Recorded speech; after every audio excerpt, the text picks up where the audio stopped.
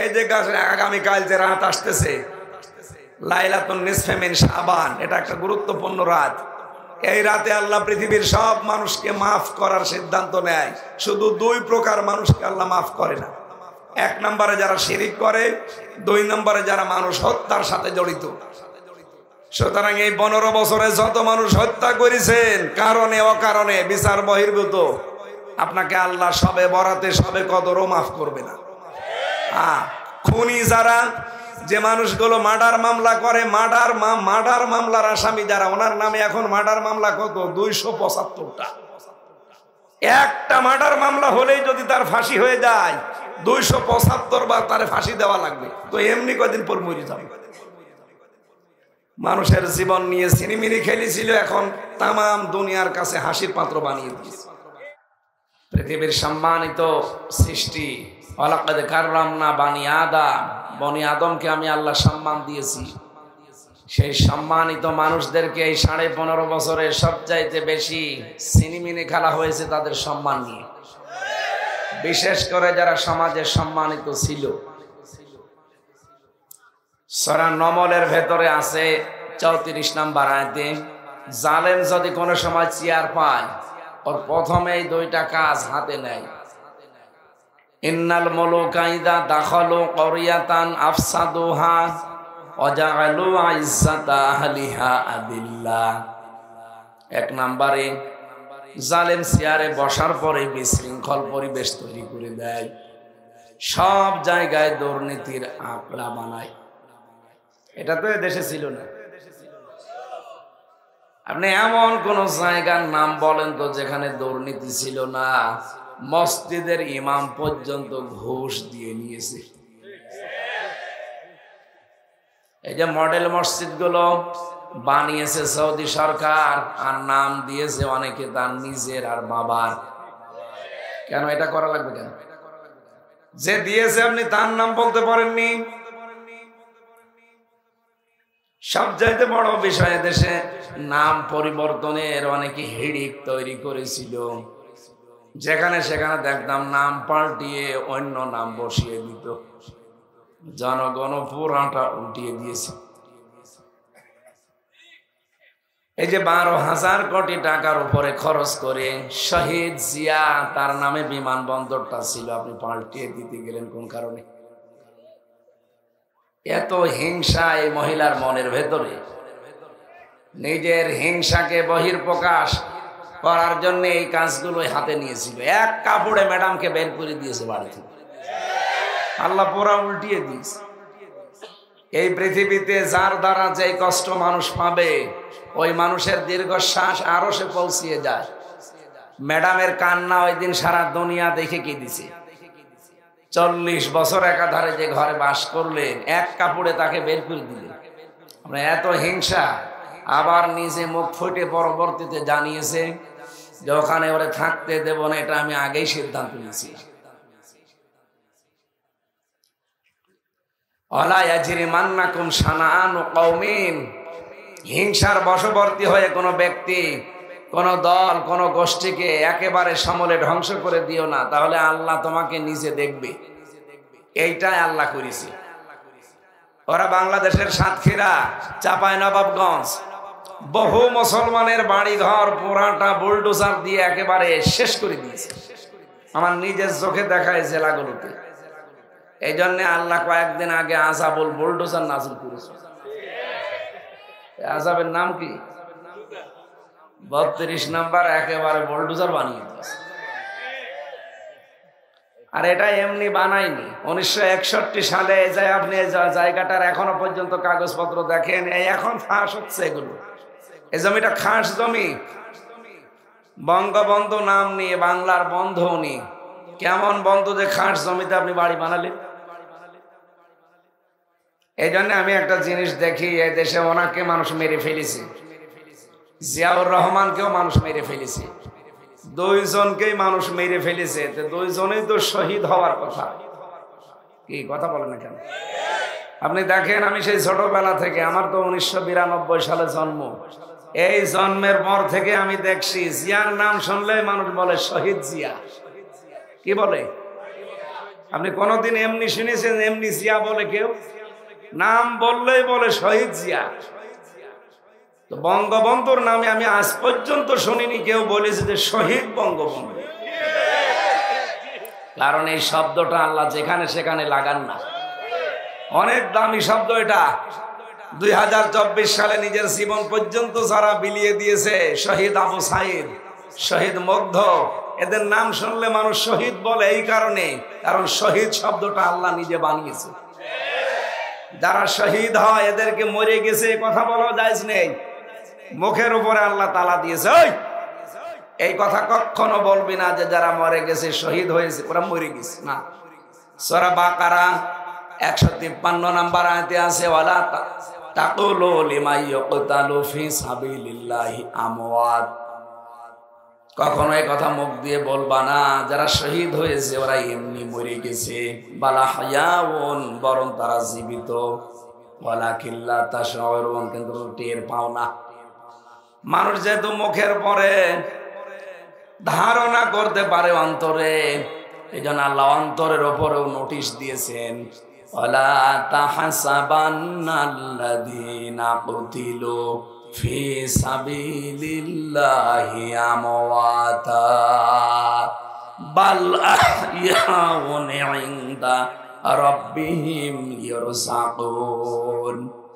সূরা আলে ইমরানের 169 নম্বর আয়াতে আছে, পৃথিবীর মানুষেরা এ ধারণাও করবা না যারা শহীদ হয়েছে ওরা মরে গেছে, ওরা কিন্তু জীবিত, ওরা আমি আল্লাহর কাছে রিজিক পাই। বলেন সুবহানাল্লাহ।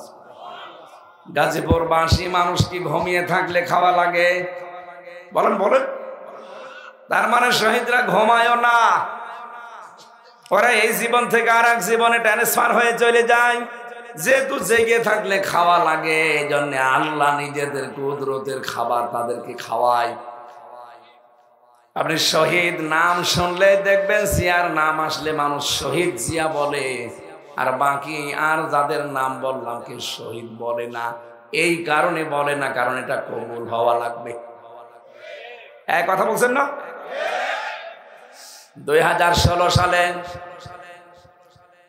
আমি যখন আরাফাতের ময়দানে পাশে মসজিদের নামিরা কাবার ইমাম ওই সময় হজের খুতবা দিচ্ছিল, তিনি খুতবা দিয়ে আরবিতে বলছে শহীদ জিয়াউর রহমান, এই নামটা উচ্চারণ করেই তিনি একটা দোয়া পড়লেন। আল্লাহ লক্ষ লক্ষ মানুষকে যিনি মাথার উপরে নিম গাছ লাগিয়ে ছায়া দিয়েছে, এটা শাজারত জিয়া বলা হয়। আল্লাহ তুমি তাকে তোমার রহমতের ছায়া দিয়ে আটক করে দাও। আপনি চিন্তা করেন, লক্ষ লক্ষ হাজি সেখানে, কাবার ইমাম নিজে দোয়া করছে খুতবার ভেতরে, এমনি খুতবার দোয়াগুলো কবুল হয়ে যায়। আমি নিজে ওই ছায়ায় স্থান নিয়েছি নিম গাছের নিচে। শুধু বাংলার হাজিরা না, পৃথিবীর যত দেশ থেকে হজ করতে যায় মানুষ কিন্তু ওখানে আশ্রয় নেয়। একটা গরম দেশ, মাথার উপরে যখন এই ছায়াটা পড়ে এমনি মন থেকে তার জন্য দোয়া চলে আসে। আমার মনে হয় কোটি কোটি মানুষ কিয়ামত পর্যন্ত আসবে আর শহীদ জিয়ার জন্য মন থেকে দোয়া করবে। তাহলে এমন জায়গায় দোয়া করছে, জায়গাটা যেমন তেমন না, আরাফাতের ময়দান, যে 10 জায়গায় দোয়া কবুল হয় তার ভেতরে এটা একটা। সুবহানাল্লাহ বলতে পারেন? এটা মাজলুম পরিবার, ছেলেটা মারা গেছে, মারা যায়নি, আরাফাতকে মেরে ফেলা হয়েছে। কারণ এমন এমন কাজ করে মানুষ মরে যেতে বাধ্য হয়। এক লোক বউ পিটাত, বউ একদিন ডাক দিয়ে বলছে তুমি যেভাবে পিটাও আমাকে রাখবা না, যে কিলের ওজন দেখে টের পাও না। কোনদিন বলেছে যে আমি আরাফাতকে মেরে ফেলেছি? বলে না, এমন কাজ করেছিল যেন আরাফাত মরে যায়। আল্লামা শহীদ দেলাওয়ার হোসাইন সাইদি, সেও মারা যায়নি, তাকে মেরে ফেলা হয়েছে। এদের নাম পরিবর্তনের হিড়িক, এটা ইহুদি আর খ্রিস্টানদের কালচার। আপনি দেখবেন মুসা নবীর নাম ইহুদিরা পরিবর্তন করে দিয়েছে জোসেফ। আমি বাইরের দেশগুলোতে যখন যাই, ইহুদিদের সাথে কথা বলে দেখেছি, জিজ্ঞাসা করি আপনার নবীর নাম কি, বলে জোসেফ। জোসেফ মানে মুসা আলাইহিস সালাম। আমরা মুসলমানেরা যাকে মোসা বলে চিনি ওরা নামই পাল্টিয়ে দিয়েছে জোসেফ। খ্রিস্টানদের সাথে মিললে ওদের জিজ্ঞাসা করি আপনাদের নবীর নাম কি, বলে যিশু। যিশু মানে ঈসা আলাইহিস সালাম। ওরা ইব্রাহিম নবীর নাম পাল্টিয়ে দিয়েছে আব্রাহাম। এই বাংলাদেশে নাম পরিবর্তনের হিড়িক তৈরি করে শহীদ আব্দুল কাদের মোল্লা এই লোকটাকেও পর্যন্ত কসাই কাদের বানিয়ে ফাঁসি দিয়েছে। আল্লামা দেলাওয়ার হোসাইন সাইদি, তার নামই দেলাওয়ার হোসাইন সাইদি, অথচ নাম পাল্টিয়ে দিয়েছে দেল্লু শিকদার। এই যে জালেমরা ক্ষমতায় বসলে প্রথম কাজ তাদের এইটা, বিশৃঙ্খল পরিবেশ তৈরি করে দেয়। 2 নাম্বারে ওই দেশের যারা সম্মানিত মানুষ তাদেরকে অপমান করে। এদেশে আলেমরা সবার কাছে সম্মানিত ছিল, কিন্তু এ জালেম সবচাইতে বেশি অসম্মান দিয়েছে আলেমদের। প্রশ্ন আসতে পারে, কয় অনেক আলেম তো তার কাছে ছিল, ওগুলো আলেম না, ওগুলো জালেম। জালেম না হলে কেন্দ্রীয় মসজিদের ইমাম পর্যন্ত পালিয়ে যায়? বলেন, পৃথিবীর ইতিহাসে আমি আজ পর্যন্ত শুনিনি কোন মসজিদের ইমাম দুর্নীতির দায়ে পালিয়ে গেছে। এত নিচে নেমেছিল ওদের চরিত্র, শেষ পর্যন্ত মসজিদের ইমামও থাকে না, সেও পালিয়েছে। পরবর্তীতে এসেছিল ইমামতি নেওয়ার জন্য জোর করে, এদেশের জনগণ জোতা পিটা করছে। লজ্জা তো নেই। সকালবেলা আবার স্ট্যাটাস দিয়েছেন জনগণ জোতা মেরেছে, কিন্তু আমার গায়ে লাগেনি। শয়তান, মানে কি বলবো আর মানুষকে।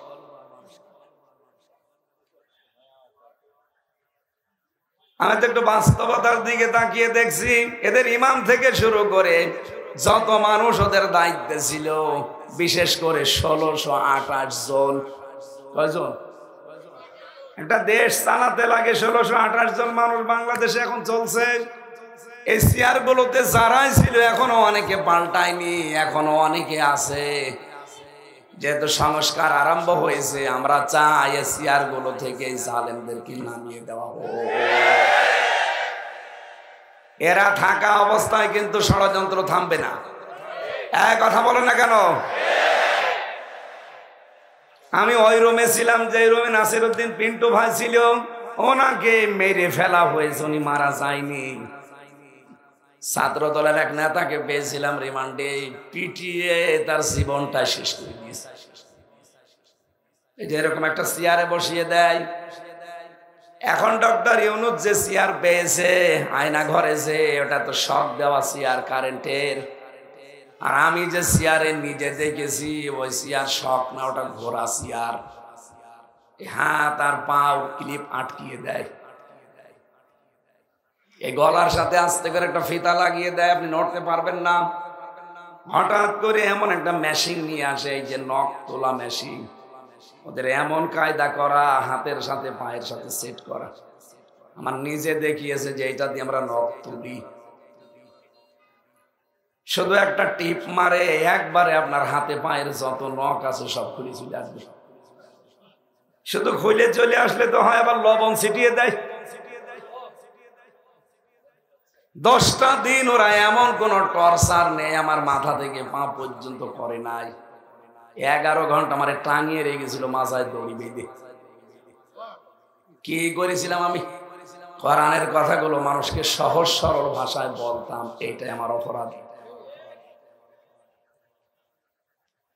আমি আমার আগে যিনি ছাত্র দলের এক ভাই, বাড়ি চট্টগ্রামে, ওনার এই চেয়ারে বসিয়ে আমার সামনে দিয়ে নিয়ে গেল, বলছে আমরা একবার শুধু সুইচ টিপ দেব, 1 মিনিটে 120 বার ঘুরবে, আপনার গলা আটকানো, হাত পা আটকানো, নড়িতেও পারবেন না।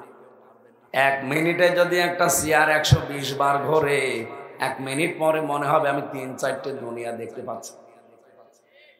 এই কষ্টগুলো এই মানুষগুলো সহ্য করেছে। এমনি এখানে বসে আছে 15.5 বছর আমাদের জীবনটা জাহান্নাম বানিয়ে দিয়েছে। একজন বিচারপতি বিদায় নেওয়ার আগে কথা বলেনি যে দেশটা আপনারা জাহান্নাম বানিয়ে ফেলেছেন? না, কথা বলেন না কেন? ওটা কি বিচারপতি আমাদের দেওয়া? ওদের নিজেদের বিচারপতি এই কথা যদি বলতে পারে, বিচার ব্যবস্থা কোথায় ছিল? যা মনে লেগেছে ওই একটা মহিলা তাই করেছে। আর এই 1628টা চেয়ারে যারা ছিল এরা সব ওই জালেম আর সব সহযোগী। আলেমদেরকে এত অপমান করেছে, ধর্ষণের মামলা দিয়েছে আলেমদের নামে। আল্লামা সাইদির নামে সর্বশেষ মামলাটা হচ্ছে ধর্ষণের। যে মহিলাকে সাজিয়ে নিয়ে এসেছে, অ্যাডভোকেট তাজুল ইসলাম জিজ্ঞাসা করছে, এই মেয়ে, মাওলানা সাইদি আপনাকে ধর্ষণ করেছে? বলছে জি হ্যাঁ। আপনার জন্ম তারিখ কত? 1975। ধর্ষণ করেছে কত সালে? 1971। উনি বলছে মাননীয় আদালত এই পয়েন্টটা লিখে, এ মহিলার জন্ম 75-এ, ও ধর্ষিত হয়েছে 71-এ, ওকে রুহের জগতে ধর্ষণ হয়েছে। এই চলছিল বিচার ব্যবস্থায়। শুধু এইটা না, সারা দেশের অবস্থা একই। কিচ্ছু জানে না, ঘরে ঘুমিয়ে আছে। হঠাৎ করে ও চোখ খুলে দেখছে গাজীপুর থানা হাজতে। কি গো, এখানে কি? তুই গাছ কেটেছিস? কখন? স্বপ্নে। বেশি বললাম? প্রত্যেক জায়গায়, সারা বাংলাদেশের সব জায়গায় 1 ইঞ্চি জায়গাও বাকি ছিল না। আপনি যে রাতে একটু ঘুমাবেন সে জায়গাও পাননি। ধানের খেতে বাঁশের নিচে মানুষ ঘুমিয়েছে, আমার নিজের সাক্ষী। আর জালেমরা এখন সাফাই গায় যে কি করেছি আমরা, আমাদের পালিয়ে যাওয়া লাগলো। আবার কি করবেন? কিছু যদি না করে থাকেন, অন্তত আয়না ঘরের কারণে আপনার ফাঁসি হওয়া দরকার। এই জন্য জালেমদের প্রথম কাজ হবে ওই দেশে বিশৃঙ্খল পরিবেশ তৈরি করে দুর্নীতির আঁকড়া বানাবে। একটা জায়গা দেখাতে পারবেন যেখানে দুর্নীতি নেই? গত পরশুদিন ভিডিও বার্তা পাঠিয়েছে, বাংলাদেশের সব মানুষ শুধু আমারে গালি দেয়। দোষ কি আমার একা? আমার ছোট বোন রেহেনার দোষ নেই? দোষ তো তারও আছে। সে পাবনার রূপপুরের পারমাণবিক কেন্দ্র থেকে কত কোটি টাকা মেরেছে, এখন সব প্রচার হচ্ছে। বাইরের দেশগুলোতে এত টাকা পাচার হয়েছে এদের। কয়দিন আগে মালয়েশিয়া ছিলাম, কোন জায়গায় তো ওরা ওঠেও না। ওরা বানিয়েছে ওখানে সাহেব পাড়া। সাহেব পাড়ায় ওঠে না, ওঠে হোটেলে। যাই হোটেলে উঠে দেখে 2 শয়তান বসে চা খাচ্ছে। কি গো এখানে? হুজুর আমরা আগেই পালিয়েছি। কেন সাহেব পাড়ায় থাকবেন না? ওখানে থেকে মায়ের খাবো, ওই জায়গায় থেকে মায়ের খাবো। বাংলাদেশ থেকে টাকা পয়সা পাচার করে আপনি কি করলেন? নিজেও এখন ভোগ করতে পারেন না। এদেশের 36 লাখ যুবক এখন বেকার। ওই টাকাগুলো যদি আপনি সত্যি এই দেশে কর্মসংস্থান তৈরি করে দিতেন, এই মানুষগুলো বাইরের দেশে যে রাস্তা ঝাড়ু দেয়, পায়খানা সাফ করে, রুটি বানায়, এরা সম্মানজনক একটা কর্মজীবন বাংলাদেশে তৈরি করতে পারত। এই কথা বলেন না কেন? কয়েকদিন আগে তারেক জিয়ার একটা বক্তব্য শুনছিলাম, উনি এই কথা জানিয়েছে, বাংলাদেশে যদি আমাদেরকে আল্লাহ চেয়ার দেয়, সর্বপ্রথম কর্মসংস্থান আমরা হাত দেব। এই কথাটা তো অনেক দামি কথা, আর আমরা এইটাই চাই। ক্ষমতায় কে আসবে ওটা আমার দেখার দরকার নেই, কিন্তু আমরা চাই এদেশের মানুষ যেন বেকার না থাকে। যে যেখানে আছেন কর্মসংস্থানে দেশে বহু আছে, বাইরের দেশগুলো মুখিয়ে আছে, কারণ এত উর্বর দেশ পৃথিবীর কোন জায়গায় নেই। অথচ শুধু পাচার করেছে, শুধু পাচার করেছে। যাওয়ার সময় 14টা ব্রিফকেস নিয়ে গেছে, ওগুলো তো সব মাটি ভরা ছিল। এত ঋণ এই দেশের মানুষের মাথার উপর আপনি দিয়ে গেলেন। এখন এই দেশে কেউ জন্ম নিলেই তার মাথার উপরে 1,10,000 টাকা ঋণ। আর বলে আমরা উন্নয়নের রোল মডেল বানিয়েছি। যত বড় বড় মেগা প্রজেক্ট নিয়েছেন, অত বড় বড় মেগা ডাকাতি হয়েছে। পদ্মা সেতু যে খরচ করে বানিয়েছে, 4টা পদ্মা সেতু বানানো যেত। এই জন্যে জালেম ক্ষমতায় বসলে প্রথম কাজ হবে তাদের দুর্নীতির আঁকড়া বানাবে। তাই করেছিল। 2 নম্বরে সম্মানিত মানুষদেরকে অসম্মান করবে। যেহেতু পৃথিবীর সর্বশ্রেষ্ঠ সৃষ্টি আমরা মানুষ, এই মানুষের সম্মান নিয়ে সামনে যেন কেউ সিনিমিনি খেলতে না পারে, এ বিষয়ে সজাগ থাকা লাগবে। যারা আসবেন মানুষকে সম্মান দেওয়া লাগবে। এই কথা বলেন না কেন? আল্লাহ আমাদেরকে সেরকম রাষ্ট্র উপহার পাওয়ার তৌফিক দেন, আমিন। পাশের দাদা বাবুদের ফাঁদে পা দিয়ে দেশটা ধ্বংস করার চেষ্টা ছিল, এখনো পর্যন্ত করে যাচ্ছে। 2732 জন মানুষ মেরে ফেললো, এখনো কোনো অনুশোচনা আছে? কোন অনুশোচনা ভেতরে আছে? এজন্য মানুষ যখন অপরাধ করতে করতে সীমা ছাড়িয়ে যায়, তখন আল্লাহ তার অপরাধ করার কারণে অনুশোচনা বন্ধ করে দেয়। এই যে আগামীকাল যে রাত আসতেছে, লাইলাতুন নিসফে মিন শাবান, এটা একটা গুরুত্বপূর্ণ রাত। এই রাতে আল্লাহ পৃথিবীর সব মানুষকে মাফ করার সিদ্ধান্ত নেয়। শুধু 2 প্রকার মানুষকে আল্লাহ মাফ করে না। 1 নম্বরে যারা শিরিক করে, 2 নম্বরে যারা মানুষ হত্যার সাথে জড়িত। সুতরাং এই 15 বছরে যত মানুষ হত্যা করেছেন কারণে অকারণে বিচার বহির্ভূত, আপনাকে আল্লাহ সবে বরাতে সবে কদরও মাফ করবে না। খুনি যারা, যে মানুষগুলো মার্ডার মামলা করে, মার্ডার মামলার আসামি যারা, ওনার নামে এখন মার্ডার মামলা কত? 275টা। একটা মার্ডার মামলা হলেই যদি তার ফাঁসি হয়ে যায়, 275 বার তার ফাঁসি দেওয়া লাগবে। তো এমনি কদিন পর মরে যাবে। মানুষের জীবন নিয়ে সিনেমিনি খেলেছিল, এখন তামাম দুনিয়ার কাছে হাসির পাত্র বানিয়ে দিয়েছে।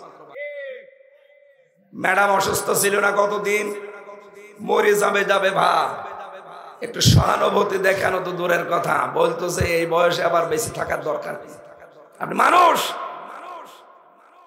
একটা মুরব্বী মানুষ, 3 বারের সে প্রধানমন্ত্রী, তার ছেলেটা এমনি গেছে মরে, আর একটা এসে বাইরের দেশে, এটা মাজলুম মানুষ, মিথ্যা মামলা দিয়ে 6 বছর জেলে রাখলেন তার, আবার বলে যে আবার বাঁচার ইচ্ছা করে, এই বয়সে আবার বেঁচে থাকার দরকার কি? তো এমনি মরে যাওয়ার কথা। এখন আপনি যা অবস্থায় আছেন, আমরা তো বরদোয়া করি না, এমনিতে চলে আসে।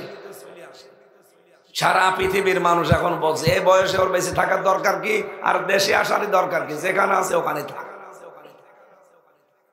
এই জন্য এমন কোন অপরাধ করে যাওয়া ঠিক না যেন আমার মাপের রাস্তায় বন্ধ হয়ে যায়। আমার কথার অর্থ বোঝেন? সুতরাং এমন কোন কাজ সামনে যেন কেউ আঞ্জাম না দেন। এই যে গতকাল, আগামীকাল যে গুরুত্বপূর্ণ রাত আসতেছে, আল্লাহ প্রথম আসমানে চলে আসবে, বান্দা বান্দিদেরকে ডাক দিয়ে বলবে আমার কাছে ইস্তেগফার করো, আমি মাফ করে দেব। কিন্তু 2 প্রকার মানুষ আমার কাছে আসবা না। 1 নাম্বার যারা শিরিক করে, মুশরিক। শিরিক করলে আল্লাহ এত বেশি রেগে যায়। আজকে যদি এখান থেকে কোনো মানুষ বাড়ি যেয়ে দেখে তার স্ত্রীর কাছে পাশের বাড়ির একজন শুয়ে আছে, ভালো লাগবে? রাগ হবে না? এত বেশি রাগ হয়ে যাবে, শেষ পর্যন্ত পিটিয়ে আপনি বউকে মেরে ফেলবেন। রব্বুল আলামিন বলেন শুধুমাত্র কবুল করে বাড়িতে নিয়ে অন্য একজন এসে শুধু শুয়ে আছে, এটা যদি তোমার ভালো না লাগে, তোমার বীর্য থেকে শুরু করে হামজা পর্যন্ত আমি আল্লাহ বানিয়েছি। কথা বলে না কেন? বীর্য থেকে হামজা পর্যন্ত কারো হাত নেই, পুরাটা হাত কার? বাবা মা শুধু বিছানায় ছিল, এতটুকু শেষ, বাকি যা করার খেয়ে করেছে। এই জায়গা থেকে আমি এ পর্যন্ত নিয়ে আসলাম, আর আমি আল্লাহর সাথে তুমি এখন শরীক করো, অন্য কাউকে জুড়ে দাও, আমি আল্লাহ কিন্তু ওই স্বামীর মতো রেগে যাই। এই জন্য শিরিক যারা করে তাদের এই রাতে মাপ নেই। কত বড় কঠিন কথা! শিরিক করলে ওই জায়গাটা পর্যন্ত আল্লাহ অনিরাপদ বানিয়ে দেয়, নিরাপত্তা থাকে না। আপনি দেখবেন কাবার যে চত্বর, কোন মানুষ যদি কাবার চত্বরে প্রবেশ করে, কোরআনে কারিম জানিয়েছে তাকে আমার আল্লাহ নিজে নিরাপত্তা দিয়ে দেয়। এক কথা বলেন, কাবার চত্বরে কেউ গেলে তাকে নিরাপত্তা দেয় কে? ইন্না আউয়ালা বাইতি উবুদিয়া লিন-নাস লাল্লাযী বিবাক্কাতা মুবারাকাও ওয়া হুদাল লিল আলামিন ফিহি আয়াতুম বাজ্জিনাতুম মাকামু ইব্রাহিম ওয়া মান দাখালাহু কানা আমিনা।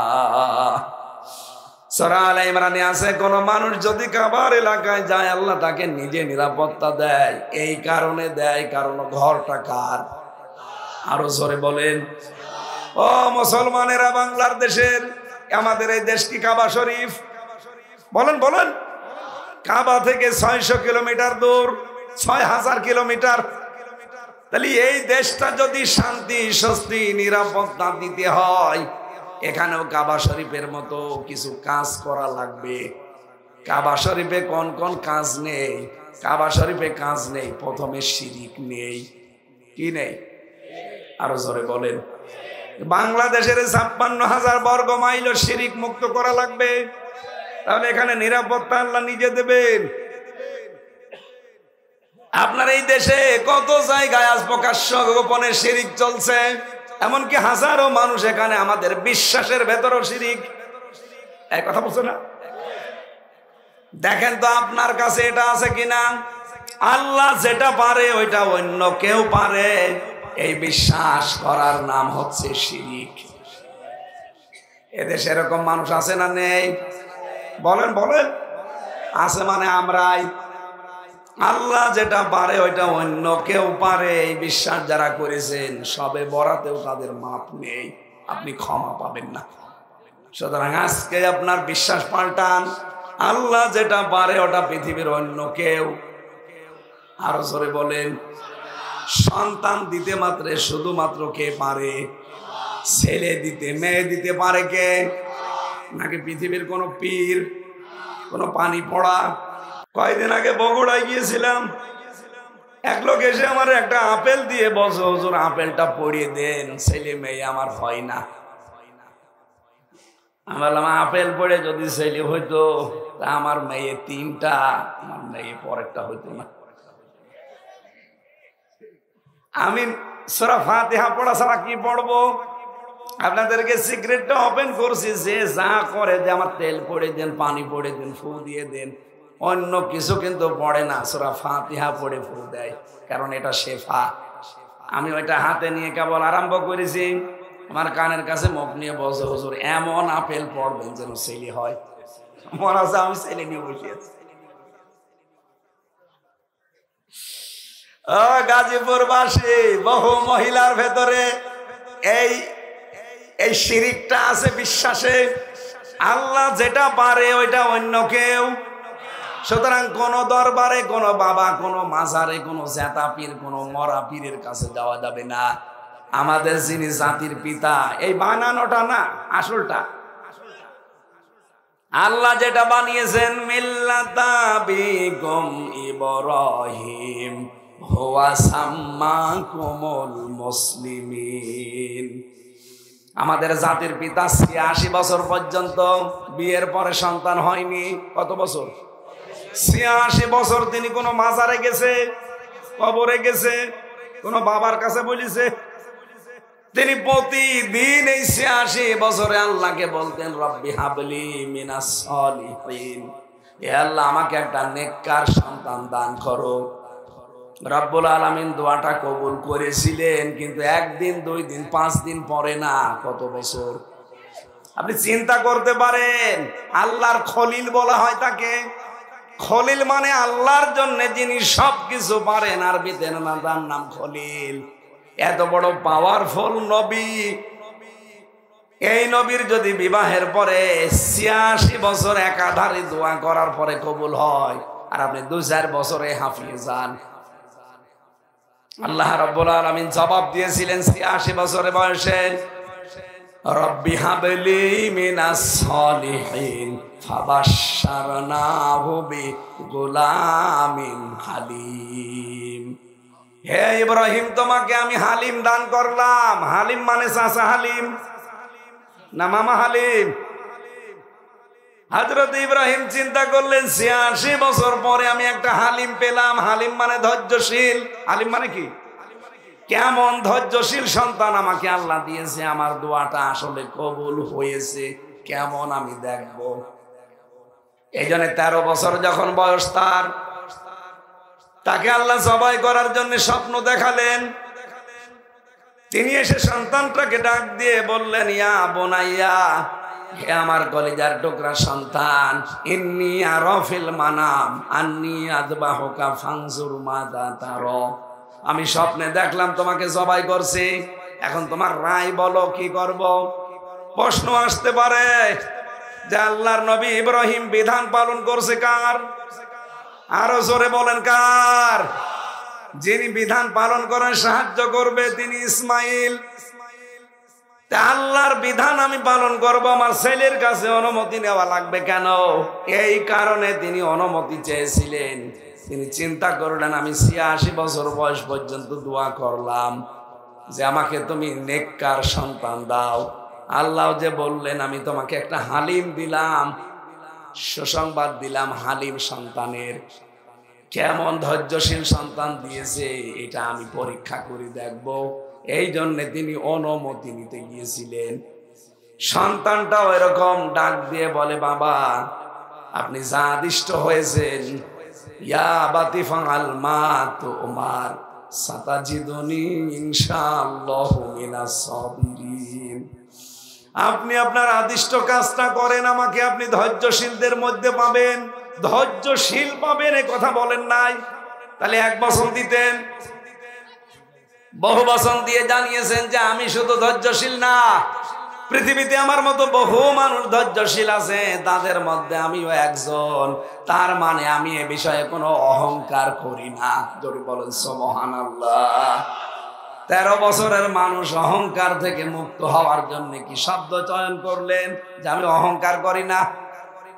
অথচ বহু মানুষ আজ আমরা কিছু পেলে না পেলে আমাদের ভেতরে অহংকার চলে আসে। কথা বলেন। হযরত ইব্রাহিম তিনি রেডি হয়ে গেলেন। এখানে তাকান, আন্দাজ এসে বসে আছেন, এখানে শিক্ষা নেওয়া লাগবে। এই বসে। হযরত ইব্রাহিম তিনি হাতে নিলেন ছুরি, ইসমাইল গলা দিয়ে দিয়েছেন। চিন্তা করেন তো যে অবস্থা এখন আছে, আল্লাহর অর্ডার যদি ওই ছুরির উপরে না হতো, গলা কেউ বাঁচাতে পারতো? আর জোরে বলেন না।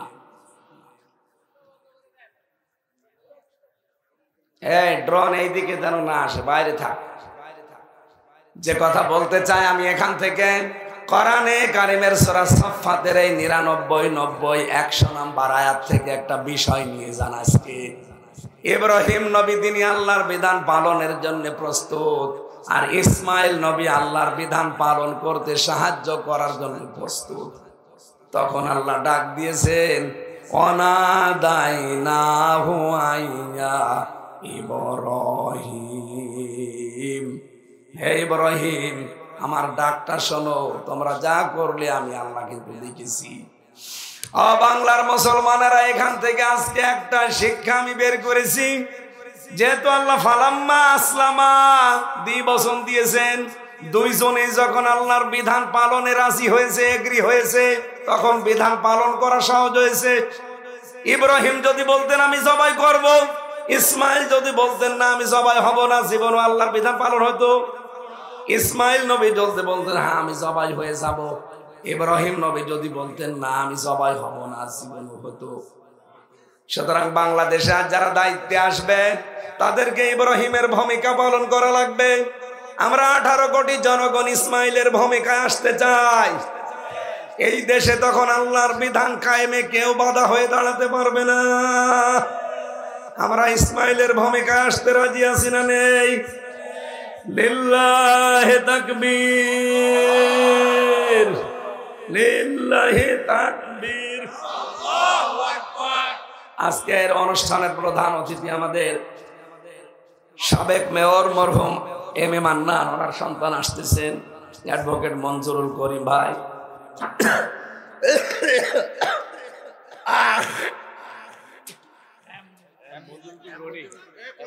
এম মঞ্জুরুল করিম ভাই,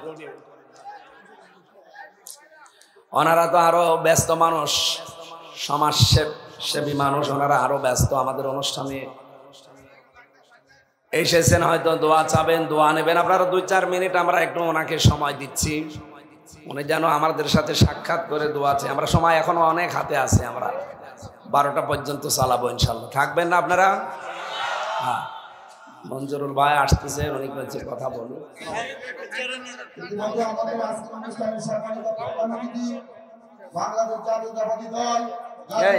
বাকিগুলো বসেন, বাকিগুলো বসেন। সালামটা দেন, আমি তারপরে শুরু করছি। একটু সালামটা দেন, আমি পরে শুরু করছি। শুরু করেন পরে একবারে। উপস্থিত হয়েছেন বিশেষ অতিথি সাবেক চেয়ারম্যান মহানগর বিএনপি অন্যতম সহসভাপতি বসেন বসেন, আমরা মোনাজাতের আগে কথা বলবো, বসেন। 15-20 মিনিট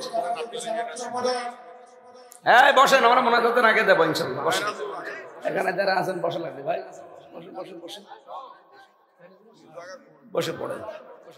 সুবহানাল্লাহ আলহামদুলিল্লাহ লা ইলাহা ইল্লাল্লাহ, সুবহানাল্লাহ আলহামদুলিল্লাহ লা ইলাহা। এই মাইকটা ছেড়ে দিন ভাই, মাইকটা ছেড়ে দিন, মাইকটা ছেড়ে দিন, একটু পিছিয়ে বসেন, পিছিয়ে বসেন, মাইকটা ছেড়ে দিন। এই আওয়াজ বাড়িয়ে দেন তো, রিভাব দেন। সুবহানাল্লাহ আলহামদুলিল্লাহ লা ইলাহা ইল্লাল্লাহ, সুবহানাল্লাহ আলহামদুলিল্লাহ লা ইলাহা ইল্লাল্লাহ লা ইলাহা। এই বারবার কথা বলার আগে কেন বললাম মাইক ছেড়ে দেন। এখান থেকে একটু পিছিয়ে বসেন, মাইকটা যেন আওয়াজ আসে। সুবহানাল্লাহ আলহামদুলিল্লাহ লা ইলাহা ইল্লাল্লাহ। এখানে দাঁড়িয়ে কি করে? বসেন বসেন। লা ইলাহা ইল্লাল্লাহ মুহাম্মাদুর রাসূলুল্লাহ। গাজীপুরবাসী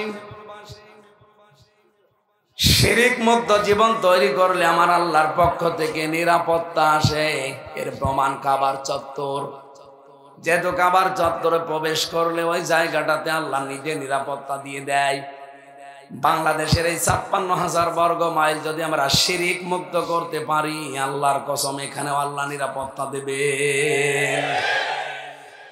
সূরা আনাম ৭ নাম্বার পারা ১৭ নাম্বার পৃষ্ঠার ১ম নাম্বার লাইনের ৮২ নাম্বার আয়াতের প্রথম অংশে আছে। এটা তাফসিরে ফি জিলালিল কোরআনে পাবেন। রব্বুল আলামিন গ্যারান্টি দিয়েছেন, আল্লাযীনা আমানু ওয়া লাম ইয়ালবিসু ঈমানাহুম বিযুলমিন উলাইকা লাহুমুল আমন ইলা আখির আয়াত। এই দুনিয়াতে যারা ঈমান আনে আর ঈমানের সাথে শিরিক মিশ্রণ করে না, আমি আল্লাহ নিজের পক্ষ থেকে তাদের ঘোষণা দিলাম, এরা নিরাপত্তার হকদার। বলেন সুবহানাল্লাহ। মানুষকে নিরাপত্তা দিতে পারে র্যাব, পুলিশে, আর্মিতে, কে বলেন তো? আল্লাহ পাক বলেন প্রতিটি মানুষের কাঁধের ওপরে ফেরেশতা আছে। একে চলাফেরা করানোর জন্য আমি আল্লাহর গাইডলাইন আছে। এই ফেরেশতারা যদি আপনার পেছনে দায়িত্ব পালন না করে, আপনি এক পা হাঁটতেও পারবেন না। কোরআনের কথা আমাদের বিশ্বাস হয়? কথা বলেন হয়? যেহেতু সব দায়িত্ব আল্লাহর, উনি বীর্য থেকে পর্যন্ত আল্লাহ আমার বানিয়েছে, সুতরাং নিরাপত্তা একক সত্তা উনি দিতে পারেন। উনি নিজে ঘোষণা দিয়েছেন, যারা শিরিক মুক্ত জীবন তৈরি করবে, তাদের ঈমানের সাথে শিরিক মিশ্রণ করবে না, তাদেরকে আমি নিরাপত্তার হকদার বানিয়ে দেব। সুতরাং বাংলাদেশ এখনো অনিরাপদ। এখনো পর্যন্ত উগ্রপন্থী হিন্দুরা কত কায়দা কৌশল চালিয়ে যাচ্ছে ট্রাম্পের সাথে মিলমিশ করে। এই দেশটাকে এখনো বিশ্বের কাছে জঙ্গি রাষ্ট্র বানানোর চিন্তায় আছে। আপনি এমনি দেখছেন মোদি সাহেব চলে গেছে ট্রাম্পের কাছে, আল্লাহর ইশারা। মোদি যখন গেছে ওখানে ট্রাম্পের কাছে বাংলাদেশ নিয়ে কিছু বলবে, ঠিক সেই মুহূর্তে আন্তর্জাতিক মিডিয়া নিয়ে ডক্টর ইউনূস হাজির আয়না ঘরে। এমন গুটি চলেছে যে আন্তর্জাতিক সংস্থাগুলো, বিশেষ করে জাতিসংঘ, সব উল্টিয়ে দিয়েছে। মোদি যে কিছু বলবে সে মুখ আর নেই। উগ্রপন্থী হিন্দু যারা বিশেষ করে আমেরিকায় আছে, এরা এত সূক্ষ্ম ব্রেনে কাজ করছে বাংলাদেশ অস্থিতিশীল করার জন্য।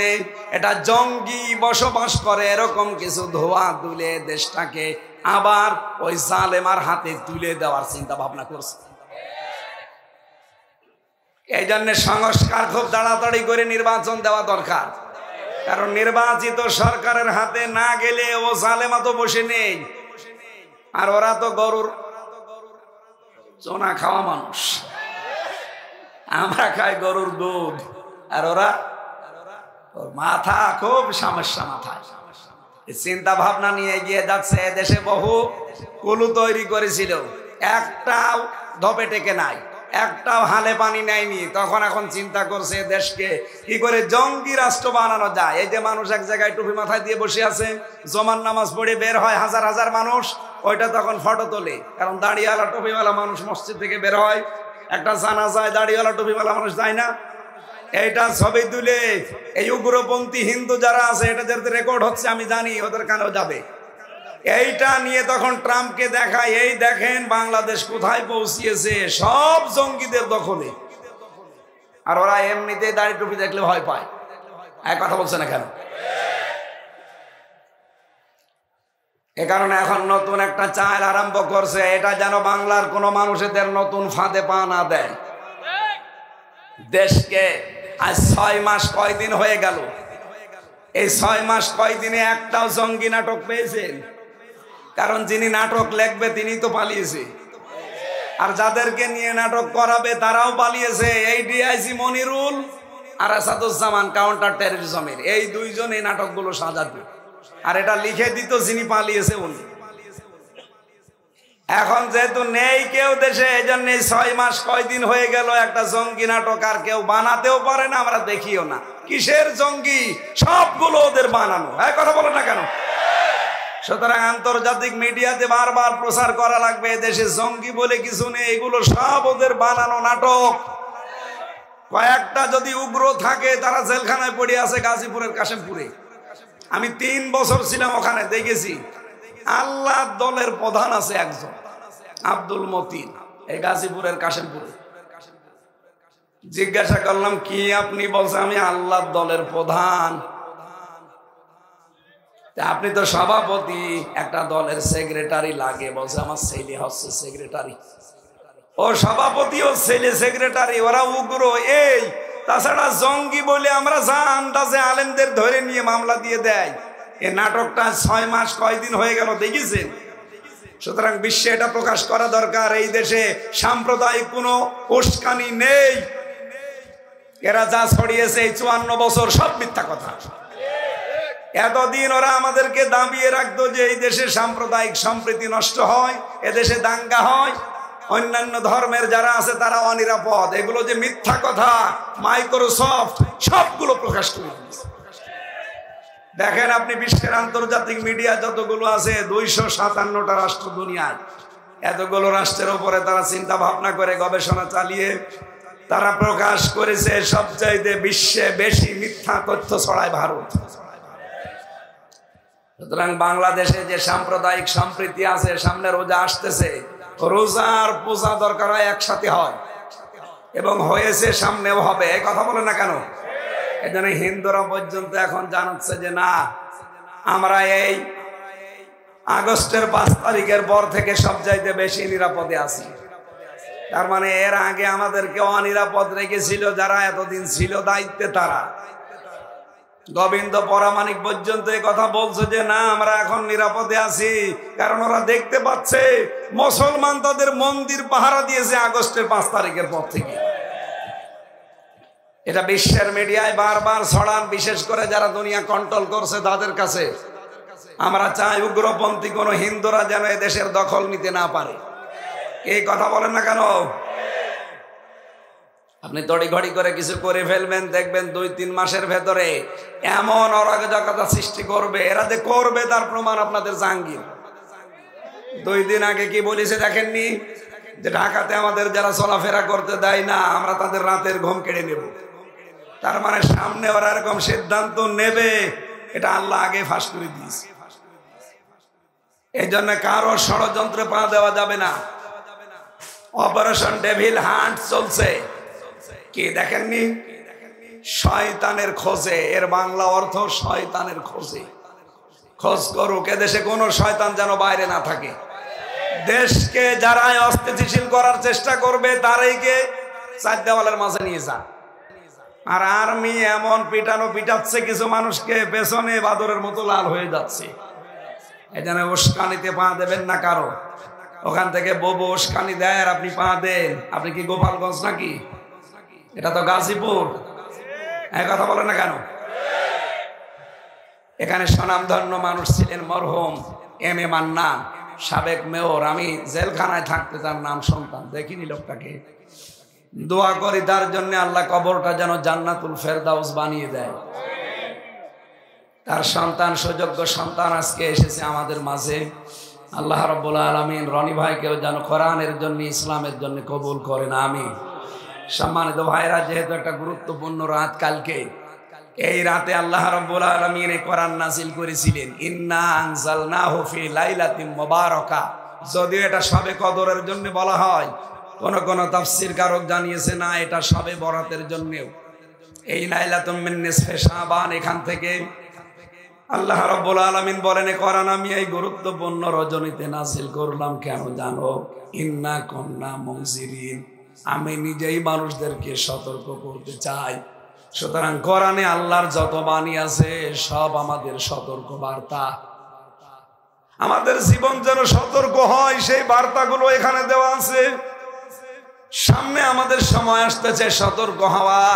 পৃথিবীর প্রতিটি জিনিস সম্পর্কে আমাদের সচেতন হওয়া লাগবে, সতর্ক হওয়া লাগবে, বিশেষ করে জীবন সম্পর্কে।